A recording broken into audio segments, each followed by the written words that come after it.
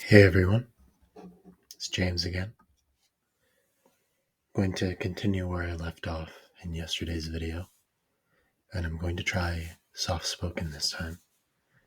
I'm going to try and alternate between the two in future videos, but let me know in the comments which one you prefer. So I'm just going to go ahead and get started today. So we left off with historiography. Historiography has a number of related meanings. Firstly, it can refer to how history has been produced, the story of the development of methodology and practices. Secondly, it can refer to what has been produced, a specific body of historical writing. Thirdly, it may refer to why history is produced, the philosophy of history. As a meta-level analysis of descriptions of the past, this third conception can relate to the first two, in that the analysis usually focuses on the narratives, interpretations, worldview, use of evidence, or method of presentation of other historians. Professional historians also debate the question of whether history can be taught as a single coherent narrative or as a series of competing narratives. Methods.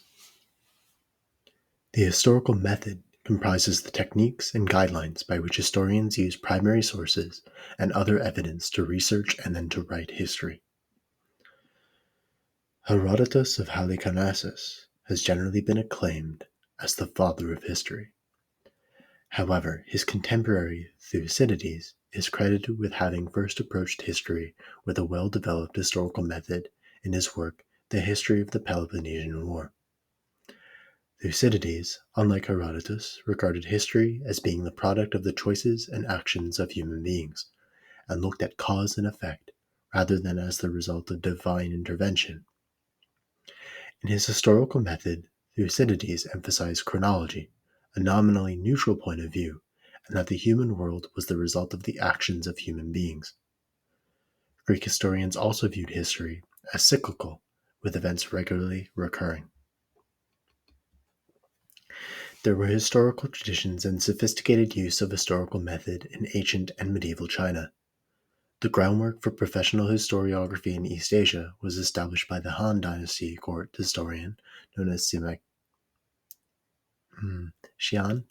I hope I pronounced that right. Author of the Records of the Grand Historian. For the quality of his written work, Sima Xian, and you know what?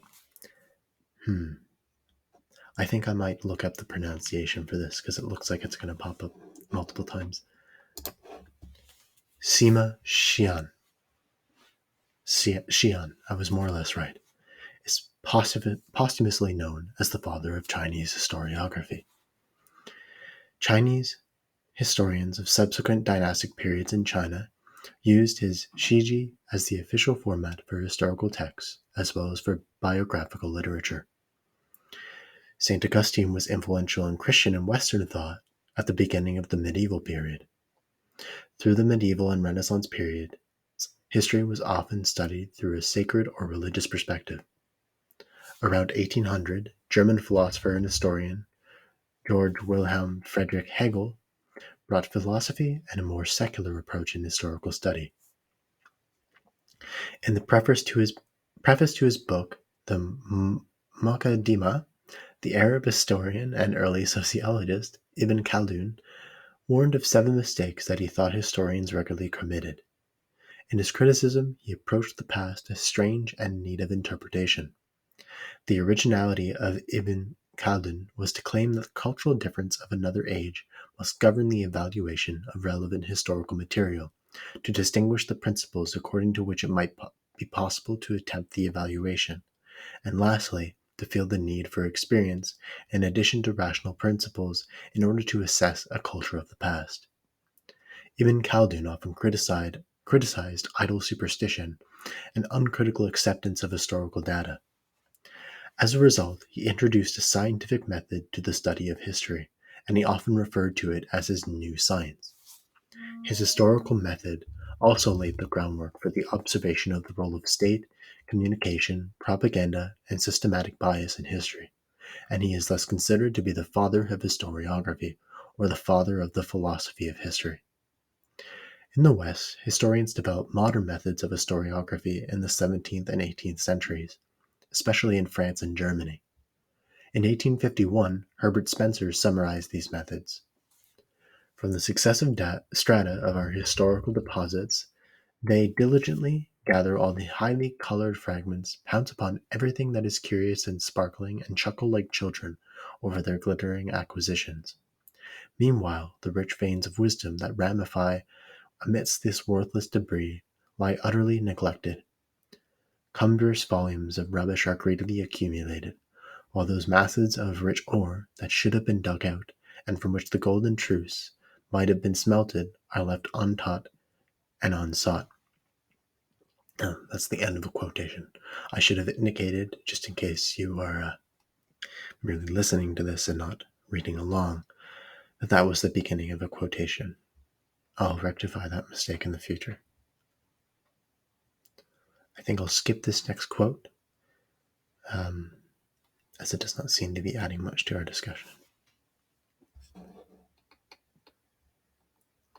So we'll skip right to the 20th century. Why not? In the 20th century, academic historians focused less on epic nationalistic narratives, which often tended to glorify the nation or great men, to more objective and complex analyses of social and intellectual forces. A major trend of historical methodology in the 20th century was a tendency to treat history more as a social science rather than as an art, which traditionally had been the case. Some of the leading advocates of history as a social science were a diverse collection of scholars, which included Ferdinand Braudel, E. H. Carr, Fritz Fischer, Emmanuel Leroy Ladurie, Hans Ulrich Weller, Bruce Traeger, Mark Bloch, Karl Dietrich Brauger, Peter Gay, Robert Fogel, Lucien Febvre, and Lawrence Stone. Many of the advocates of history as a social science were or are noted for their multidisciplinary approach. Braudel combined history with geography, Brauger history with political science, Vogel history with economics, Gay history with psychology. Traeger history with archaeology, while Weller, Bloch, Fischer, and Stone, Febvre, and Leroy Ladurie have in varying and differing ways amalgamated history with sociology, geography, anthropology, and economics. Nevertheless, these multidisciplinary approaches failed to produce a theory of history. So far, only one theory of history came from the pen of a professional historian. Whatever other theories of history we have, they were written by experts from other fields. More recently, the field of digital history has begun to address ways of using computer technology to pose new questions to historical data and generate digital scholarship. In sincere opposition to the claims of history as a social science, historians such as Hugh Trevor Roper, John Lukács, Donald Crichton, Gertrude Himmelfarb, and Gerhard Ritter argued that the key to the historian's work was the power of the imagination, and hence contended that history should be understood as an art. French historians associated with the Annales school introduced quantitative history, using raw data to track the lives of typical individuals, and were prominent in the establishment of cultural history. Intellectual historians such as Herbert Butterfield, Ernst Nolte, and George Moss have argued for the significance of ideas in history. American historians, motivated by the Civil Rights era, focused on formerly overlooked ethnic, racial, and socioeconomic groups. Another genre of social history to emerge in the post-World War II era was Alltagsgeschichte, or the history of everyday life. Scholars such as Martin Brossat, Ian Kershaw, and Detlev Pukart sought to examine what everyday life was like for ordinary people in 20th century Germany, especially in the Nazi period. Marxist historians such as Eric Hobsbawm, E. P. Thompson, Rodney Hilton, Georges Lefebvre, Eugene Genovese, Isaac Dutcher, C. L. R. James, Timothy Mason, Herbert Aptheker, Arno J. Mayer, and Christopher Hill have sought to validate Karl Marx's theories by analyzing history from a Marxist perspective. In response to the Marxist interpretation of history, historians such as François Furet, Richard Pipes, J. C. D. Clarke, Roland Mousnier, Henry Ashby Turner, and Robert Conquest have offered anti-Marxist interpretations of history. Feminist historians have argued for the importance of studying the experience of women in the past. In recent years, postmodernists have challenged the validity and need for the study of history on the basis that all history is based on the personal interpretation of sources. In his 1997 book, In Defense of History, Richard J. Evans defended the worth of history. Another defense of history from postmodernist criticism was the Australian historian Keith Windschutt's 1994 book, The Killing of History. Today, most historians begin their research process in the archives, on either a physical or digital platform. They often propose an argument and use their research to support it. John H. Arnold proposed that history is an argument, which creates the possibility of creating change. Digital information companies, such as Google, have sparked controversy over the role of internet censorship in information access.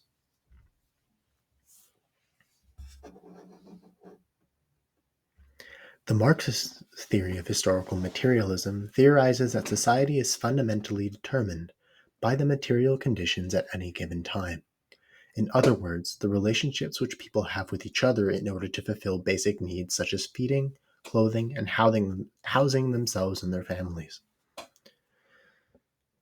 Overall, Marx and Engels claim to have identified 5 successive stages of the development of these material conditions in Western Europe. Marxist historiography was once orthodoxy in the Soviet Union, but since the collapse of communism there in 1991, Mikhail Krum says it has been reduced to the margins of scholarship. Some potential shortcomings in the production of history. Many historians believe that the production of history is embedded with bias because events and known facts in history can be interpreted in a variety of ways. Konstantin Fassel suggested that history is linked to politics by the practice of silence itself. He also said, a second common view of the link between history and politics rests on the elementary observation that historians are often influenced by politics. According to Michel Rolf Trudeau, my apologies, the historical process is rooted in the archives.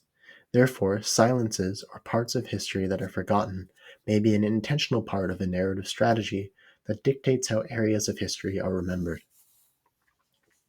Historical omissions can occur in many ways and can have a profound effect on historical records.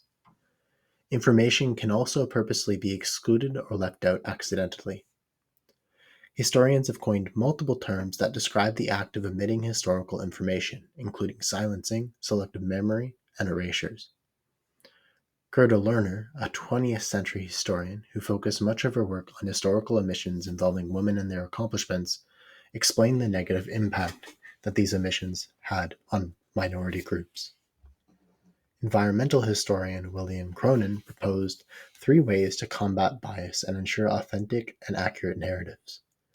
Narratives must not contradict known fact, they must make ecological sense, and published work must be reviewed by scholarly community and other historians to ensure accountability. So now delve into different areas of study. So, periods. Historical study often focuses on events and developments that occur in particular blocks of time. Historians give these periods of time names in order to allow organizing ideas and classificatory generalizations to be used by historians. The names given to a period can vary with geographical location, as can the dates of the beginning and end of a particular period. Centuries and decades are commonly used periods, and the time they represent depends on the dating system used. Most periods are constructed retrospectively and so reflect value judgments made about the past. The way periods are constructed and the names given to them can affect the way they are viewed and studied.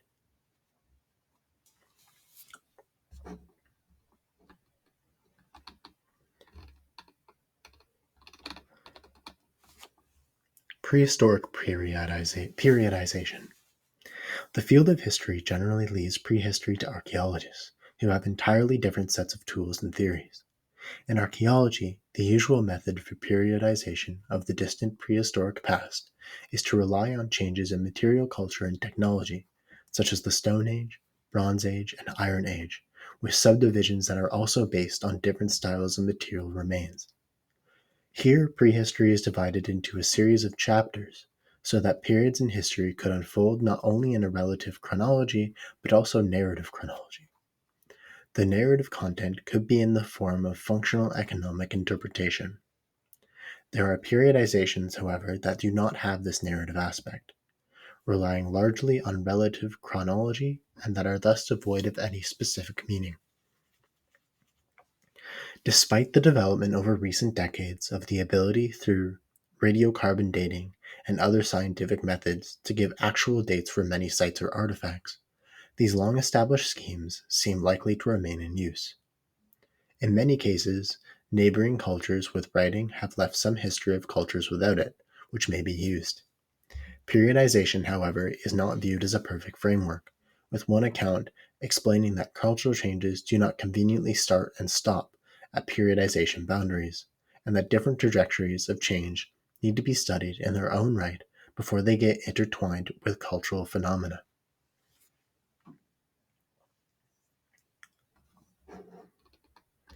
So, the geographical locations. Particular geographical locations can form the basis of historical study, for example, continents, countries, and cities. Understanding why historic events took place is important. To do this, historians often turn to geography. According to Jules Michelet, in his book Histoire de France, without geographical basis, the people, the makers of history, seem to be walking on air. Weather patterns, the water supply, and the landscape of a place all affect the lives of the people who live there. For example, to explain why the ancient Egyptians developed a successful civilization, studying the geography of Egypt is essential. Egyptian civilization was built on the banks of the Nile River, which flooded each year, depositing soil on its banks. The rich soil could help farmers grow enough crops to feed the people in the cities. That meant everyone did not have to farm, so some people could perform other jobs that helped develop the civilization. There is also the case of climate, which historians like Ellsworth Huntington and Ellen Churchill Semple cited as a crucial influence on the course of history. Huntington and Semple further argue that climate has an impact on racial temperament. I might have to look into that later on. That sounds interesting. So here it goes into detail multiple geographical locations, such as Africa, the Americas, of course. That's subdivided into North America, Central America, the Caribbean, and South America. There's Antarctica, Eurasia, which is subdivided into Europe and Asia, East Asia, the Middle East, India, Southeast Asia, Oceania, which of course is Australia, New Zealand, and the Pacific Islands.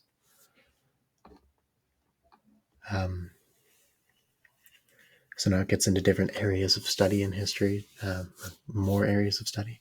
So there's the political area of study, which covers the types of government, the branches of government, leaders, legislation, political activism, political parties, and voting. There's the military aspect of history that covers warfare, strategies, battles, weapons, and the psychology of combat. Apparently there's something called the New Military History since the 1970s, which has been concerned with soldiers more than generals, with psychology more than tactics, and with the broader impact of warfare on society and culture. There's religious history, um,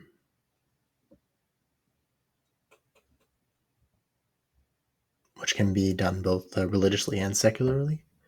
And there's social history, which is also sometimes called the new social history, which is the field that includes history of ordinary people and their strategies and institutions for coping with life. In its golden age, it was a major growth field in the 60s and 70s, and is still well represented in history departments. In 2 decades, from 1975 to 1995, the proportion of professors of history in American universities identifying with social history rose from 31% to 41%, while the promotion of political historians fell from 40% to 30%. In the history departments of British universities in 2007, of the 5,723 faculty members, 1,644, or 29%, identified themselves with social history, while political history came next with 1,425.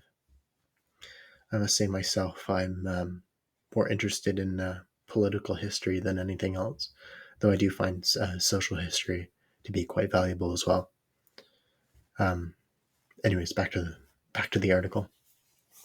The old social history before the 1960s was a hodgepodge of topics without a central theme, and it often included political movements like populism that were social in the sense of being outside the elite system. Social history was contrasted with political history, intellectual history, and the history of great men. English historians G.M. Trevelyan saw it as the bridging point between economic and political history, reflecting that without social history, economic history is barren and political history is unintelligible. While the field has often been viewed negatively as history with the politics left out, it has also been defended as history with the people put back in. Myself, I think the two should always be taken as a combined concept.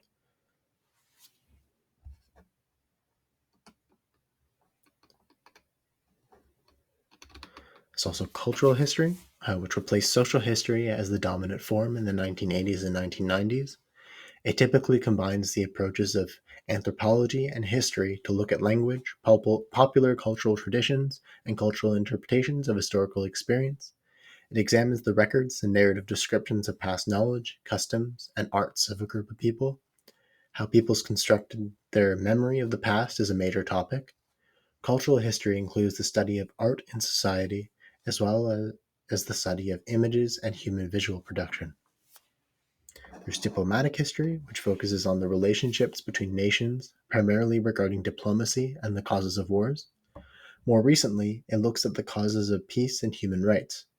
It typically presents the viewpoints of the Foreign Office and long-term strategic values as the driving force of continuity and change in history. This type of political history is the study of the conduct of international relations between states or across state boundaries over time.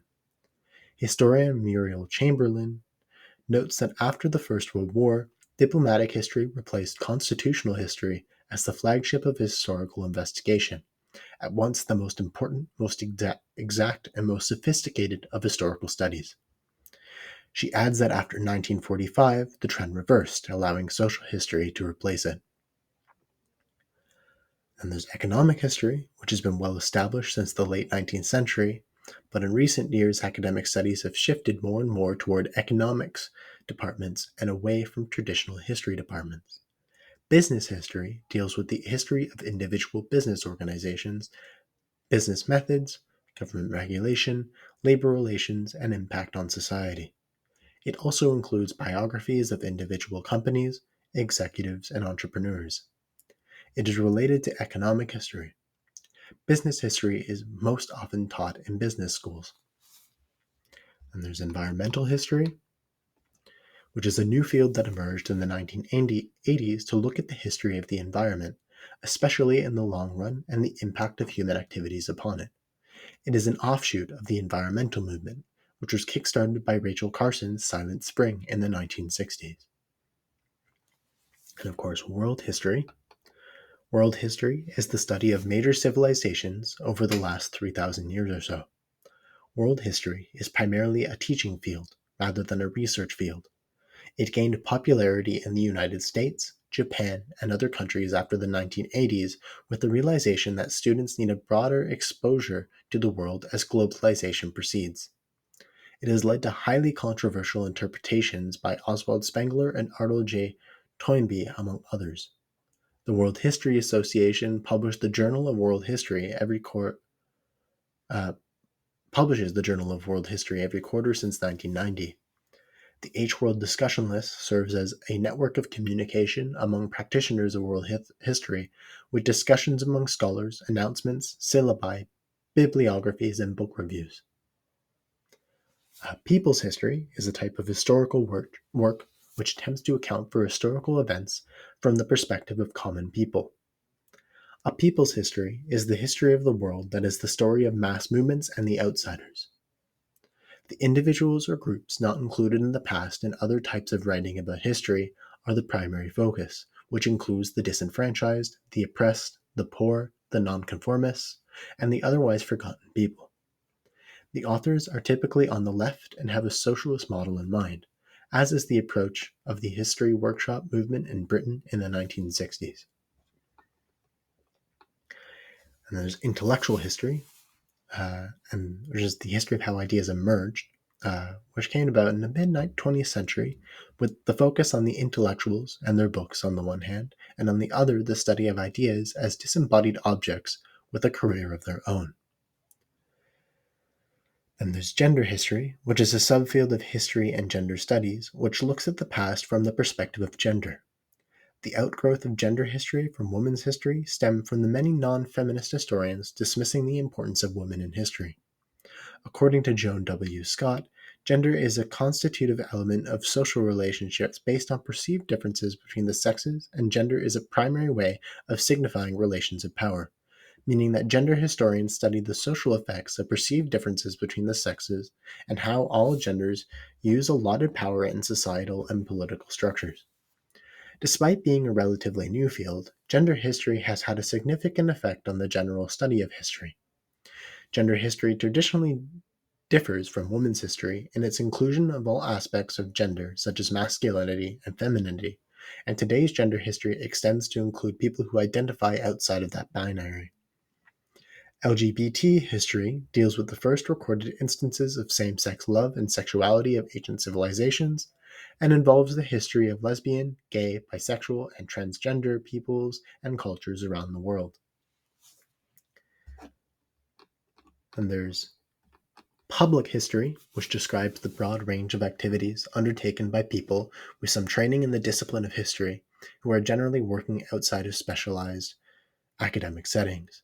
Public history practice has quite deep roots in the areas of historic preservation, archival science, oral history, museum curatorship, and other related fields.